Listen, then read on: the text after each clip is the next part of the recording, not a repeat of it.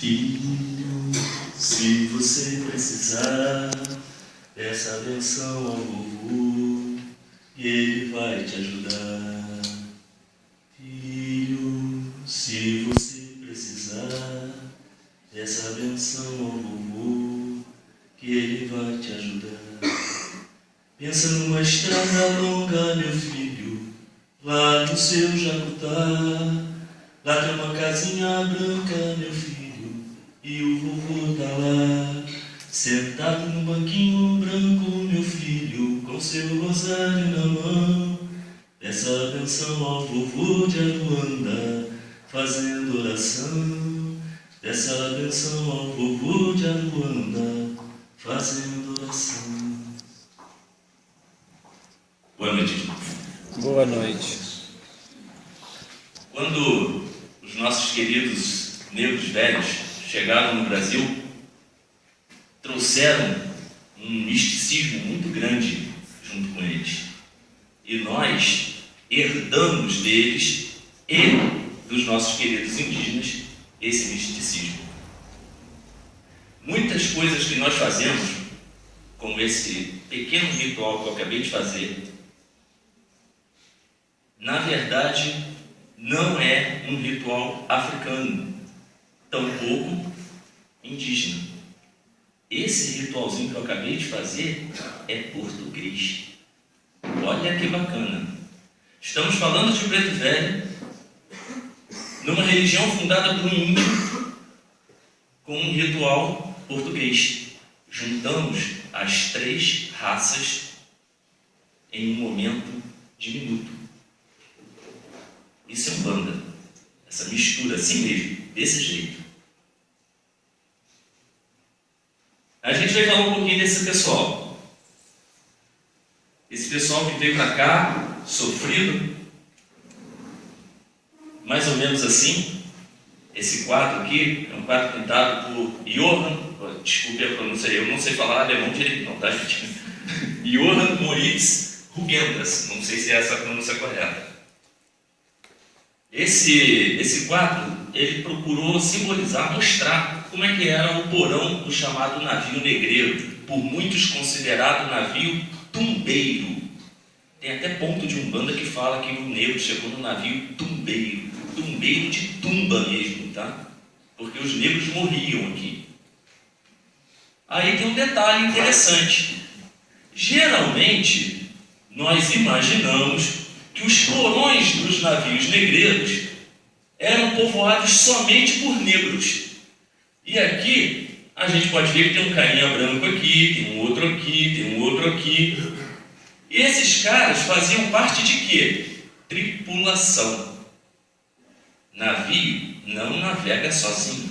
Ele precisa de alguém direcionando ele. É um barco à vela, lembra disso. Se hoje, com motor, você precisa de alguém levando ele para um lado e para o outro, imagina a favor do vento. Precisa de alguém direcionando esse cara. Alguém lá no leme. Vai para a esquerda, para a direita, sai dessa onda, pega aquela ali, olha a corrente, e assim nós vamos. Esses caras aqui, tanto quanto os negros, também não tinham onde dormir. Esses caras aqui, os branquinhos aqui, tanto quanto os negros, também precisaram ficar nos porões dos navios. Não tenham a ilusão de que só morria escravo. Os escravos, ou futuros escravos, porque ainda não eram, esses caras morriam com mais facilidade. Diferente a história. Os outros já estavam habituados a essas longas viagens. Mas não se iludam. Não saía uma tripulação de 100, 150 homens da África, tripulação que eu estou falando, tá? De 100, 150 homens da África, e chegava a 100, 150 homens aqui no Brasil. Não mesmo. Febre, infecções, desinterias, desidratação. Numa época em que essas doenças eram mais misticismo nos seus tratamentos do que tratados como ciência mesmo. Morria-se muita gente da tripulação também. Qual era a grande diferença entre os dois aqui, o negro e o branco? O negro estava acorrentado. para não tentar motim. Só quem ficava livre eram os negros mais novinhos, que não iam ter mesmo energia para fazer nada, porque eram como crianças, né? 12, 13 anos, não sei, talvez. E as mulheres. Alguém tinha que cozinhar para a tripulação. Ali já se aproveitava. As coisas já começavam a acontecer por ali. Como é que esses negros vinham parar aqui dentro? Os portugueses eram muito inteligentes. Iam lá, colocavam uma arapuca, meia dúzia de comida lá dentro, o sujeitinho entrava lá, puxava a comida, a arapuca caía em cima dele e eles prendiam os negros. Era assim? Não era assim. Não era assim. Quando eles chegavam em África, os negros já estavam presos por outros negros. Tribos maiores e mais fortes aprisionavam tribos menores e mais fracas. Infelizmente era assim que acontecia. É assim que acontece até hoje. Os mais fortes sobrepujam os mais fracos. É assim. Infelizmente é assim. Então, o que acontecia era que negros de tribos mais numerosas, mais fortes, queriam aumentar o seu território de alguma maneira, de alguma forma, e aí dominavam tribos menores. Descobriram que havia um outro povo estranho, esquisito, que se vestia com umas roupas estranhas, mas esse povo estranho pagava por aqueles prisioneiros, que fatalmente não se teria o que fazer a não ser matar. Como é que você vai manter prisioneiros, talvez tribos inteiras, prisioneiras em um local que não tem grade? Lembra, nós estamos falando de África. É muito parecido com o indígena brasileiro. Muito mesmo. Com, obviamente, as diferenças climáticas, aquela coisa toda. Mas índio é índio. Um é negro, o outro é vermelho, mas índio é índio. A consciência, o tipo de habitação era muito parecida. Parecida, não é igual. Então, quando eles descobriram que tinha um outro povo que comprava esses irmãos negros e livravam eles da necessidade de mantê-los ali, tendo que dar comida, ou infelizmente tendo que matar e tal, eles passaram a aprisionar e vender. Melhor, mais fácil. Eu ganho ouro, que valor monetário na época para o africano não tinha, mas era mais o valor do Deus que está sendo ali representado com aquele metal que brilha. As armas de guerra, espadas, mosquetões, que os portugueses davam em troca de escravos e facilitavam aquela tribo na conquista de mais território, porque os outros não tinham aquelas mesmas armas. De onde vocês acham que surgiu a lenda de que Ogum, Iemanjá e Ansan carregam uma espada na mão? Quem foi que ensinou o índio a fazer a espada? Quem foi que ensinou para ele que a forja de Ogum, que era para fazer ferramenta agrícola, essa é a origem de Ogum, fazendo ferramenta agrícola, virou espada? Veio daqui, da conquista dos portugueses, dos espanhóis, dos ingleses. Foram eles que ensinaram os índios que espada mata, é arma. Que a lança não precisa ter ponta de madeira nem de pedra, pode ser de metal. A flecha fica mais ágil, mais rápida, mais leve e mais mortal.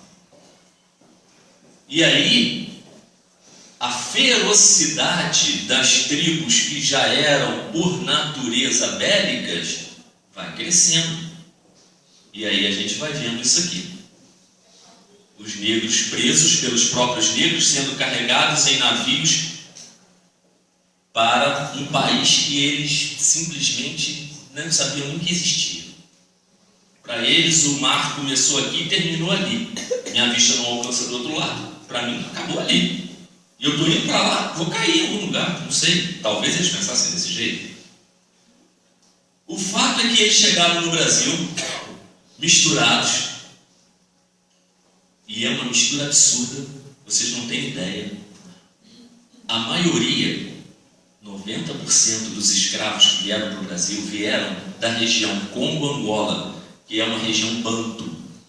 90% veio dali, de uma região chamada região banto. Um pedaço dessa região, essa região é enorme, tá, gente? Vocês não têm noção do tamanho. Um pedaço do tamanho da cidade do Rio de Janeiro, um pedaço dessa região do tamanho da cidade do Rio de Janeiro podia conter até 90 línguas diferentes. Um pedaço do tamanho da cidade, não é do estado não, da cidade do Rio de Janeiro, podia conter até 90 línguas diferentes, ou seja, 90, vamos falar em tribo, 90 tribos que não se falavam porque não sabiam a língua uma da outra. Ou se respeitavam pelo poderio bélico, ou se respeitavam simplesmente porque eram respeitadoras mesmo. O território do fulano vai até ali, o meu vem até aqui, eu não mexo com ele, ele não mexe comigo, tem caça para todo mundo e estamos felizes. Ou, se eu mexer com ele, ele é mais forte do que eu, ele vai acabar com a minha tribo, então deixa eu quietinho no meu canto e deixa ele no canto dele e fica tudo certo. 90 línguas diferentes num espaço do tamanho da cidade do Rio de Janeiro. Aí o português chega lá e mistura um com o outro com um, bota todo mundo misturado num navio só, traz para um país diferente, onde sequer a língua deles era falada, nenhuma delas. Se vocês não sabem, fiquem sabendo, durante 250 anos, aqui no Brasil, de 1500 a 1750 mais ou menos, não se falava português no Brasil. A língua falada oficial era o tupi. Não é o tupi-guarani. Tupi-guarani é uma invenção nossa de hoje. Nós inventamos que o Brasil falava tupi-guarani. Nunca falou tupi-guarani. Uma tribo falava tupi-guarani quando juntou uma parte da tribo Tupi, uma parte da tribo Guarani e criaram uma língua diferente que era o Tupi-Guarani. Uma tribo. Se falava Tupi. O Guarani se fala lá no sul. O Paraguai até hoje fala Guarani. Até hoje se fala